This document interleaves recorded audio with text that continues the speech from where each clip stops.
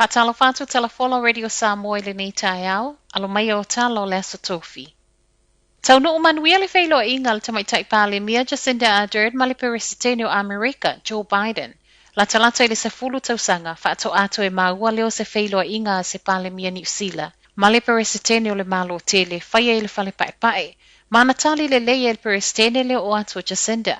Vi ai el peresitene ta ita inga le pāle mia o New Zealand, e le ngata o le oso whainga na tula i maikala yestete. A o le loto fesoasoani o New Zealand ia Ukraine e pe ona auina tuai ana fita e koleni fita Ukraine.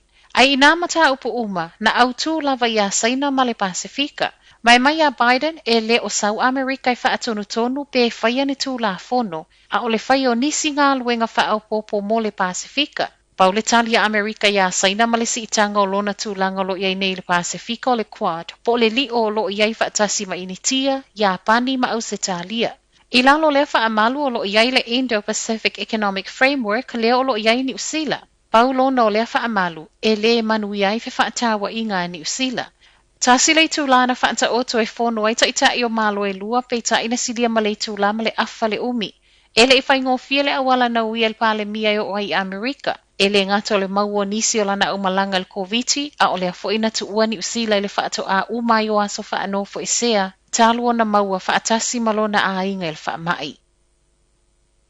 O le kuata o leo New Zealand le tūpā o tamaitai. Mo leo lua i taimi wasili ai ma le 25% o leo o tamaitai. Ma e tali tono le komesina o leo Andrew Costa e le o toe sa o whaupunga o leo o le kalapu mo le tūpā o li. E le o ngatai fo e le 25% le vai mamau o le komesina. Ma ua ia whaai loa lo tuli mata ia umane le tausanga lua afe tolu sfululua. Wa au sia le fasa fulu pasene o leo tamaitai i tutonu o au nangal mtangal wenga. O le au whaau ue le imamau atu foi, o le tolu se fulu pasene o ilatou o leo tamaitai. To a tele lango ina le ave ese o le amapasa o Lucia mai New Zealand. A o whaau au pele tawa Ukraine, mai fina ngalo whaali el palo ta whaapolokiki le One News Cantopol, wa whaali ai ele to a tele wa tatawa na tuli le amapasa o Lucia o lo e tutono New Zealand. Ma o le to a telo i la o mana na o e whaia lea whaai unga o tangata 5 tausanga nga ilunga. A o mana na o ai tangata kiwi e tuli, mai le tamaitai pāle mia Jacinda Ardern, e tali tono le mawhauwhau fo i leo le tele o isi whai ngā mālo peitai. E le ova ai le mālo i lea whaai unga, ona e iei lava fo i o tātou tangata o lo i Lucia le taimi nei, ma o lo o fesoa soani mai tangata kiwi o lo i nei.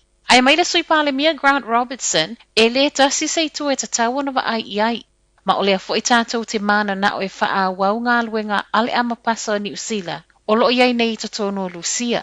E lata i le afo tata kiwi na fesilingia le pālota o lo mana na o e wha te ele amapasa o Lucia, ma o tutusa lea malifina ngalo le taita e le National Christopher Luxon, le ana wha alia mai le masino a Perila.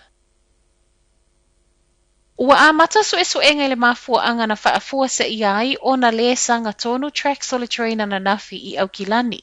O le wanga i le komisi wa tea ua le Transport Accident Investigation e su e be whaafewhea o na alu ese le train malona awala ma ta vale i le isi tu a o whea lua i le vao le wafu ma Westfield.